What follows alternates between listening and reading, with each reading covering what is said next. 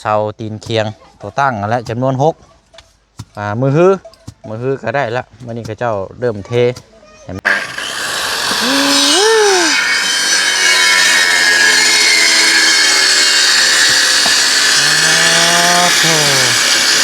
หมดโอ้กะบ่ได้มีอย่างร้ายเนาะโดยมีแต่เก็บเสื้อผ้าหน้าแพ้เดี๋ยวมือหน้าเข้ามาแล้วก็จังพอดีละ7-8 โมงเนาะอากาศเย็นน้ำเศร้าบุกกันตัวนี้เลยพี่น้องดื้อมากออก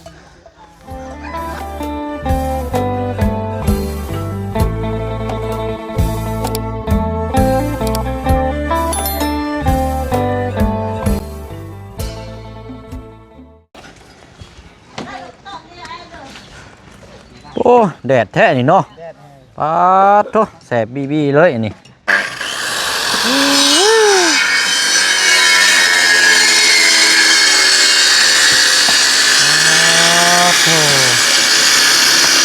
บ้าเสาเลย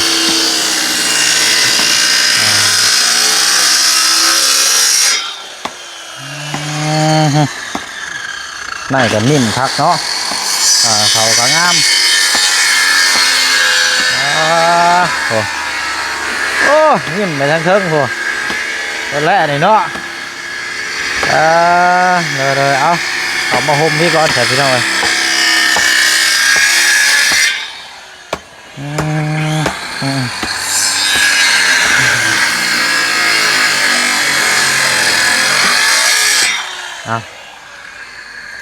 ถือว่าดำเนินการทั้งเสาก้อนเนาะโอ้เอานั่นแหละพี่น้อยเนาะเบิ่งอัปเดตน้ำกันเนาะเมื่อวานนี่ก็อันว่าให้ทั้งสร้างเล่าแหละพี่น้องมาพูดมาคุยมื่อนี้ก็มาดำเนินการแล้วเนาะ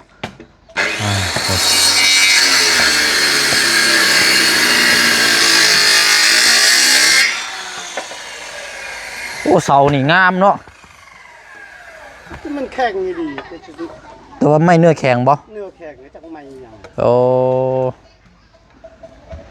แต่ว่างามเลยบริวิวบริยังเลยแบบสุดยอดเลยโอ้เนาะเอาสบายดีเด้อพี่น้องเด้อเนาะสบายดีและสวัสดีพ่อแม่พี่น้องเบิร์ดสุพลพี่น้องเนาะพบเจอกันดีคือเก่าคือเดิมเนาะเมื่อนี้มาอยู่ที่บ้านแก้งดวงในพี่น้องเนาะขึ้นตำบลเสพลแข่งสวรรค์เขตมาติดตามก้อนเนาะเพราะว่าทั้งบอดี้ยังไม่ได้เดินทางขึ้นมาแล้วก็ให้ทั้งบุเชียงนี่มาดำเนินการถ่านะพี่น้องเนาะเมื่อนี้กระสร้างเพิ่นก็มาเริ่มแล้วพี่น้องมาลุยแล้วเนาะมันก่อนจะค้นอันนี้สร้างเขาเนาะคือ100มาฝากพี่น้อยนี่อยู่4 ขวด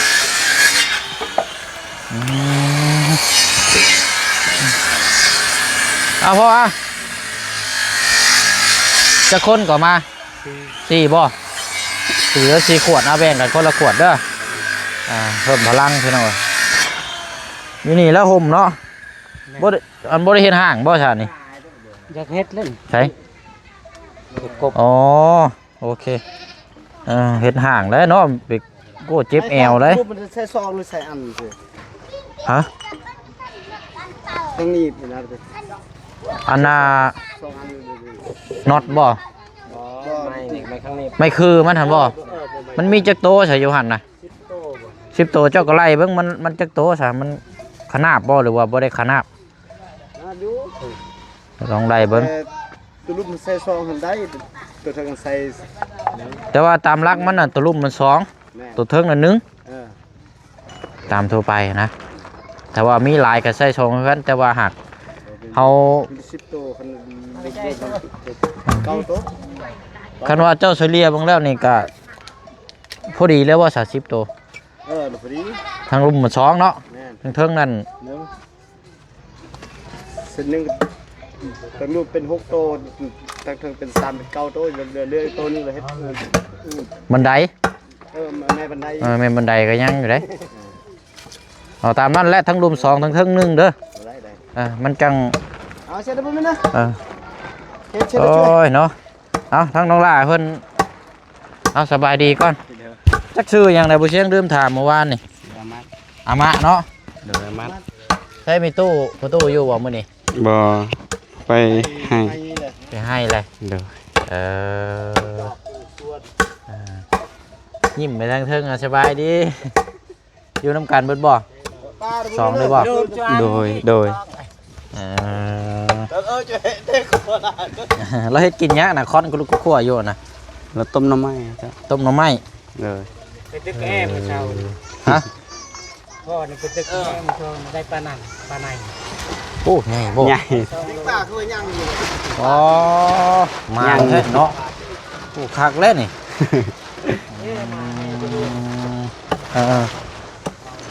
กินน้ำซีแล้วมันปลาหลายเนาะ โดย ได้อยู่ได้กินโอ้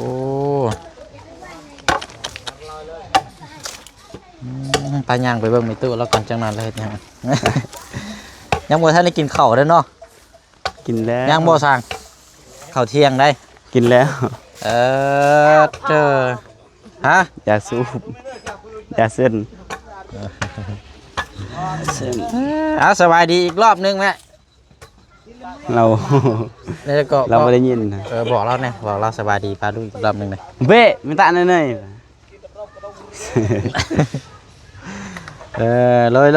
โอเคเอาลงมือลงก่อนนี่ ป้าอาแซกอาแซก เอามือลงก่อน เจ๊แบกเนี่ยก็ให้นัวโบ้ยดัง ยิ้มอยู่อ่ะยิ้ม โอ้ยเนาะพี่น้องเอาอันนี้ไม่ยักอันนี้นะ อันนี้บ่ยาเส้นยาสูบมันนะ อ๋อยาเส้นยาอันนี้เฮานี่บ่ โดยเขาปลูกเองนี่ปลูกกับมือ โดยปลูกเองแล้วก็ตากเองเฮ็ดเองเนาะ โดยเอาบกินพอมักเลยพอมักกินยาสูบ มันแห้งได้นี่นะ แมนแห้ง มันแห้ง กระบวนได้แห้งปันได้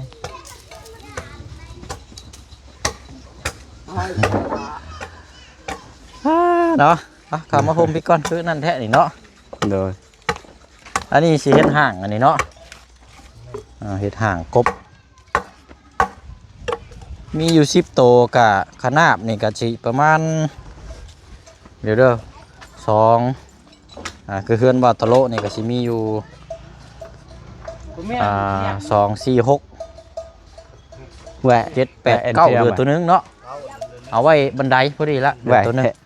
นี่กินเจียมจ้ะ ข้างล่างให้มันแน่นหนาเนี่ยให้มันอันนั้นเนี่ยจักหน่อยเป็นไม้อย่างเนาะเสาคือบ่งามคือบ่แม่บุก นี่เป้ แข็งนะเนาะ โอ้ พวกคนมาป้าเอ็นแห้งกูนี่ยังกบบ่ได้เลยนี่เนาะพอดีแล้ว เป้ว่าจ่าจังเลย จอมใหม่เลยไม่ยังอ่ะ จ่า โอ้มาทางอันนั้นบ่ แมน จะได้ โอ้คักเล่นนี่เนาะ โดย ไงอยากครับต่ำลงเนี่ยผู้เหนื่อยได้นี่ น้ำพี่ เอาก็ไปสั่งมาแล้วเสาพี่น้องเสาตีนเคียงตัวตั้งแล้วจำนวน6มือฮื้อก็ได้ละวันนี้ก็เจ้าเริ่มเทเห็นมันแข็งตัวแล้วมือฮื้อคันว่าทางบริยังไม่ได้เดินทางขึ้นมากับนั่นบริษัทก็สิเดียวสิแก้ขึ้นมาพี่น้องแกใส่รถมาแล้วเขาโจมเอาเอง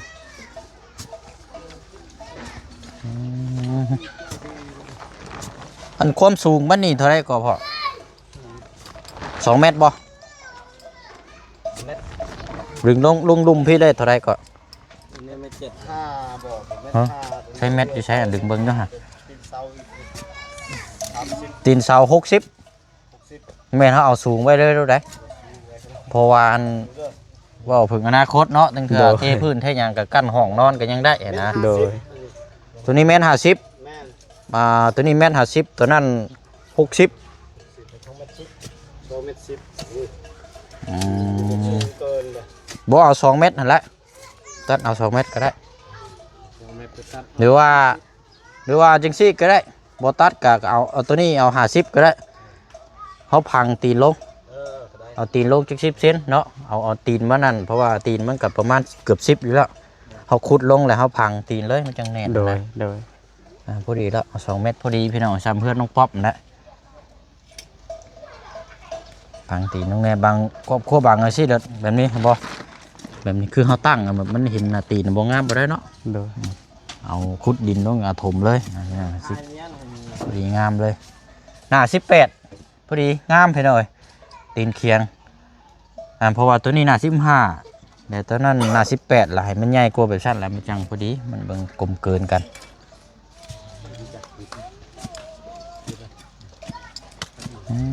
ไม้นี่สิแม่นไม้อันแบบประเภทอันเดียวกันเลยเนาะเสานี่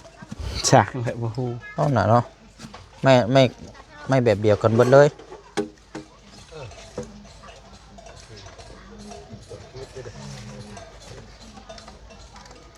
เอารุ่นส้มน้ำกันพี่น้องจักมือจักวันเนาะว่าสิสำเร็จสำหรับทางเขตหนึ่งเนาะอยู่บ้านเชียงดวงนี่แหละพี่น้องตัวนี้ก็ยังได้สนองมือได้พร้อมเขา เมื่อวานวันนี้ยังไม่พร้อม เอาตามความ เมื่อวานลืมมาเมื่อวานวันนี้ยึด เครื่องคองได้ใส่ยูเทิร์กหันนี่อย่างไรใส่อยู่ในกระตุกกัน มีมาลายแล้วเอาออกมาละ ให้มันบอก เลย ไปย่างไปเบิ้งอันนี้อย่างไรใส่ยูเทิร์กเนาะบอกจะได้ดื้อมากออกแล้วพี่น้อง หมด โอ้กะบริมีอย่างร้ายเนาะ โดย โดยใช้หาเบางซองพวกนั้นไปชุบพื้นชุบไผ่เนาะเฮ็ดอยู่เฮ็ดกินกับบริมีอย่างนั่นหรอกเนาะ บ่ นี่แหละนี่ชานนี่ ล่มอะไรนี่ สิมา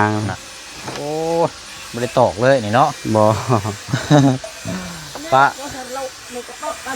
เจ็บบ่น แต่ว่าละลมอยู่ เออ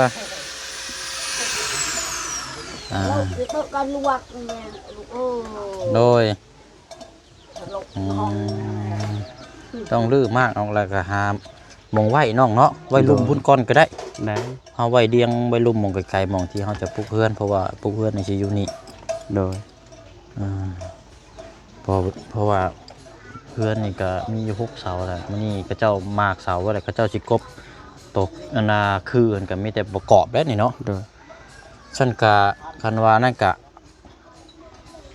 เก็บเครื่องของมื้ออื่น โดยมืออื่นเช้า7-8 โมงเนาะ โดย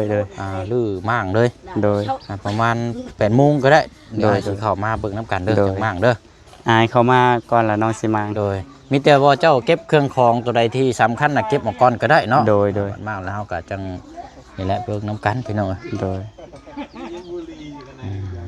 เพราะว่าถ้าประกอบแล้วก็มีแต่ให้เพิ่นมาเครื่องกันบ่ได้เฮิงได้เนาะ โดย เอ้ยสิได้เฮือนใหม่แล้ววันนี้ แล้วก็บ่ตาย อันนี้ไม่เป็นมาแต่ใช้ชะน้อง ไม่แป้นเขามาส่งมือนั้นเอาไว้อยู่นี่พุ่นเอาไว้อยู่ พออยู่พุ่นก็มีบ่ โดย วันนี้เฮาเดี๋ยวเฮาต้องย้ายออกไปเนาะ โดย พี่น้องเอ้าคันว่ามีเวลาหลายมื้อเนาะแถวลุ่มพุ่นเป็นเซ่บ่เนาะ โดยไปทางนี่เด้ไปทางนั้น ลงไปพุ่นมีหมู่บ้านอีกบ่ ไปทางนี่ก็มีอยู่หมู่บ้านแต่ทางไปยากบ้านแกงปอกทางไปยาก ต้องข้ามเซ่ไปบ่ โดยมีขี้ต้มลาย โอ้บ่ไหวซะนี่เนาะเอาคันเบิ่งมีเวลาจังย่างเลาะเบิ่งพี่น้องเอ้ยเลาะชมวิวเบิ่งเนื้อที่นี่ก็เพียงดีอยู่เนาะ โดย บ่ต้องใช้รถปั๊บรถหยังพี่น้องเอ้ยมีแต่เฮาดื้อมากทำความสะอาดแล้วก็แม่นครึ่งอยู่นี่เลย โดย อันจะนี่เลยแล้วแหละอันว่าเฮาครึ่งแล้วก็ตามที่บ่เสียงได้คิดว่านี่เพื่อนหลังนี่คันว่านั่นก็คันว่าอยากให้มันบ่ตรงบ่หยังก็จังโจมมันก็จังเซียนไหมเนาะ โดย หาคนมาโจมนั่นก็เซียน โดย หรือว่าอนาคตเอาตัวนี้ไปเห็นเฮ็ดเฮือนครัวก็ได้เนาะ โดย ดินเจ้านั้นฮอดหัวพุ่นน่ะว่าบ่ แม่ ห่านเอายางมาพี่ก่อนก็ได้เพราะว่าปลุกเลยก็มันได้ปลุกแล้วนี่มันย่ายยากได้เฮือนเนาะ ฮอดพี่บ่น้อง โดยฮอดโตพุ่น ฮอดห้องส้วมบ่ โดย ถึงมาพี่เนาะ ตัวนี้บ่แม่น หึ ค่านี่นะ ท่านี่บ่ โดย ลักมานี่บ่ใกล้ๆนี่บ่ ตัวนี้เป็นของนาบ้าว อืม ดิน เนาะ นาบ้าว อ่า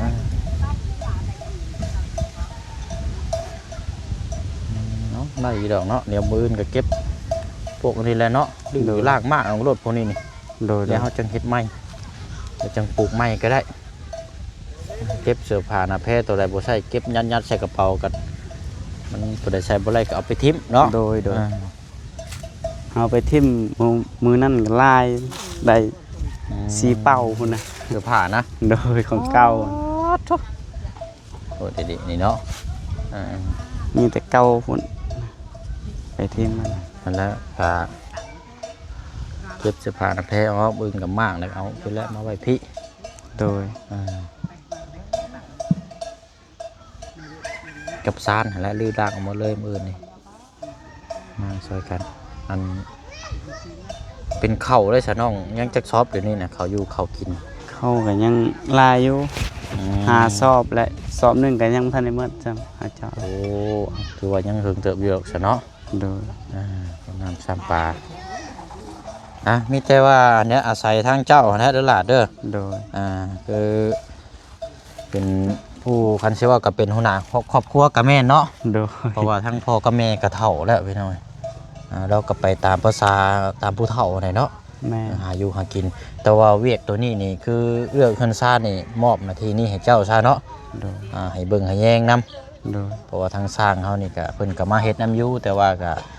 บางเทื่อบางทีมันก็ยังบ่สุดกับทางเจ้าของขึ้นซ่านเนาะเฮาก็เบิ่งนํกันนะเพื่อ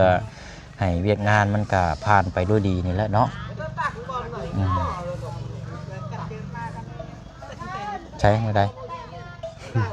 แล้วว่าหยัง น้อยอยากเอาว่าให้ปลุกบนนี้ คือว่าปุ๊บมองหันไปนี่ได้ จักน้องลาวนะ ก็ลองปุ๊บมองพี่แล้วมองพี่แล้วมอง มองเขาทางเข้าไปอะนะประยักปลุกยันแต่มันคล่ำ ใช้คือฮอดพี่บ่แม่นบ่ล่ะเฮือนมันสี่ ตัวนี้ สี่ ก็ คู ฮ ณ อด ห้าโอ้ยบ่ได้ฮอดพี่ดอก ประมาณแค่นี้ฮอดบ่ตัวนั้น จากนี่เด้นี่จากหม่องลักนี่เลยจากกระตูบนี่บ่แม่นบ่ดึงไปพุ่นก็4คูณ5มันบ่ได้กว้างปานนั้นหรอก โดแม่นะ ได้อยู่ ได้เนาะ บ่ได้กวมหรอกทางพี่น่ะจากรถจักรหั่นแหละเอาง่ายซะดึงเข้าไปพุ่นมิดอยู่ โด คันว่าปุกอยู่มุมนั่นนี่หมายว่าก็ส่งสิบ่ปานไหนนะ โดย อยู่มุมถ่ายที่ซะให้มันอยู่กับโชนกับเพื่อนหลังเก่าเนาะ โดย ทางนั้นเฮาก็เอาไว้ มันจึงเหมาะสม มันจังเหมาะแล้วนะนี่ก็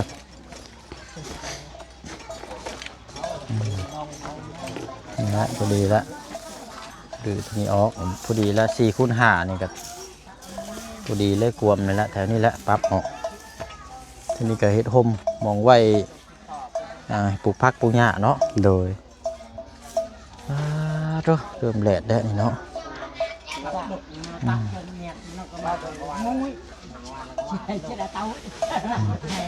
มันช่างนี่กับเจ้ากับฮู้จักเพิ่นดีอยู่แล้วว่าบ่ โดยฮู้จัก เออ กับพี่น้องเฮาคือกั เป็นคนฮู้จักกันอยู่เนาะ โดย เพราะว่าอ้ายก็ให้ทั้งพอเราในเฮ็ดเวียกน้ำนี่มีหลายเคสแล้ว โดย อยู่บ้านสะแล้วน้ำแน่แล้วก็ทั้งบ้านอดอน โดย จากฮู้จักมันก็มากก็เด้อให้เรามาเฮ็ดกันอีกนะ โดย ตอนที่แรกว่าสิให้ทั้งผู้สร้างกันอยู่นี่ทั้งสร้างแหล่นี้ แม่ แต่ว่าเราก็พอมีเวียกอยู่นะก็เลยให้ซอยกันพอได้มีเวียกมีงานก็ตามพูดคุยน้ำกันและพี่น้องทั้งผู้เบิ้งเนาะเพราะว่านี่ก็ปรึกษากันกับทั้งโมดีก็ว่าเห็นดีน้ำโมดีนี่ก็สุดท้ายก็ไปยากทั้งแม่แน่พี่น้องครับแม่ไปหาหมอมื้อนี้ก็เลยให้ทั้งผู้เชี่ยวชาญมาดำเนินการถ่า เราขึ้นมาทีหนึ่งก็จังมาพูดมาคุยแล้วก็ชี้แจงน้ำกันอีกเนาะว่าเป็นยังไงโอ้เสานี่งามเลยนี่เสาง าม แข็ง งามเสาคักอยู่มันโมเมนไม้เนื้ออ่อนแบบนั้นเด้ โดย เป็นไม้เนื้อแข็ง แม่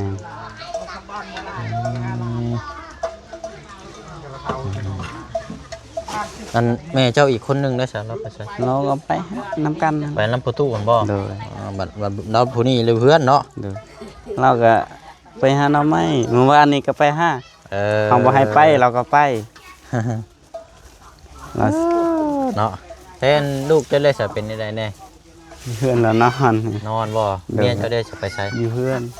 เมื่อวานนี้เราไปเสียหญ้าแล้วก็แล้วเห็น อ่า แล้วก็อยู่เพื่อนพักผ่อนมือวะมือหน้าไปอีก เอ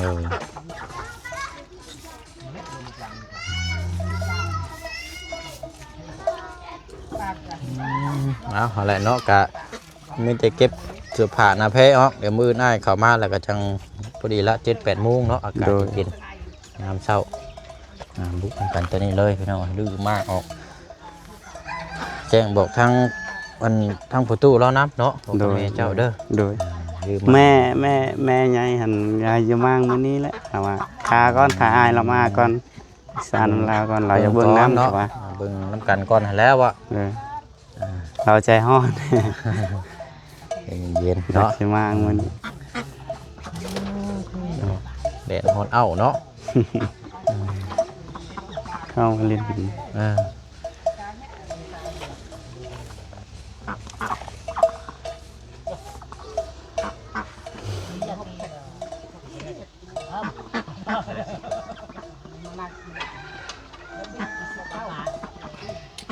กำลังเห็นห่างอยู่เนาะ โดย น้ำในนี่ใส่น้ำยังซะเนาะ น้ำเขาเจาะให้อยู่หมดบ้านนี่ก็ใส่ เป็นน้ำแท่งบ่ โดย โอ้ อยู่ข้างหน้ามันเลย อ๋อที่ว่าแท่งตัวนั้นหั่นบ่ โดย เวลากันขาดมันก็ขาดลายอยู่นะน้ำตัวนี้ แล้วเฮาก็จังผังคอมาเนาะ โดย แล้วใส่น้ำกันเบิดบ้านด้วยเนาะ โดย โอ้ขาดอยู่ซะแบบนี้ เวลามันขาดมันก็ขาด มันบ่ได้ คนใส่ลายในบนบ้านมันก็ขาดอยู่ เป็นช่วงเนาะ โดย เอา เอาเดือดเอ้ยแกนให้ ก็บ่เข้าห่มแน่พี่ดึงเข้ามาห่มพี่พอได้นั่นแน่ อันให้เดือดดังแกนเลยจะต้อง เนาะ ไม่ อ่ เท็ อน ด แดด ได้จะให้ แต่ว่าพอเอาให้หรือว่าคันเทมอย่าสูบเขาหันอ๋ออย่า ยันผัวให้ เด้อ รู้จักญาติเนาะ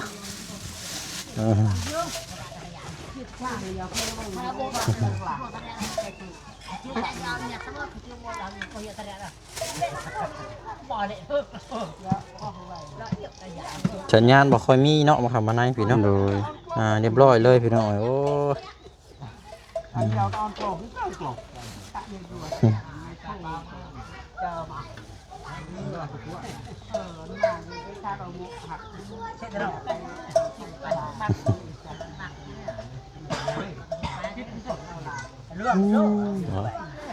เอาสนอมีแต่ว่าหั่นแหละเอาประมาณนี้เนาะวันนี้ก็เข้ามาอัปเดตเยี่ยมยามก็ได้ดำเนินการแล้วพี่น้องมีแต่ว่ามื้ออื่นเฮาสิเข้ามาแต่เช้าแล้วกลับมาเบิ่งดื้อมากตัวนี้เนาะ โดย ดื้อมากตัวนี้ก็ได้สิให้สร้างเพิ่นวัดเบิ่งขนาดนี่แหละพี่น้องตามนั้นเด้อสนองเด้อ โดย เอาไอ้เดินทางไปเรียกต่อก่อนเด้อเอาสบายดีก่อนเนาะ ดีเด้อเด้อ โอ้ยเอา เดินทางปลอดภัยเด้อ ขอบใจและมีหยังกับเบิ่งน้ำสร้างน้ำกันเนาะเบิ่งน้ำกันจนแล้วพอละแล้วจนทั่วพอละ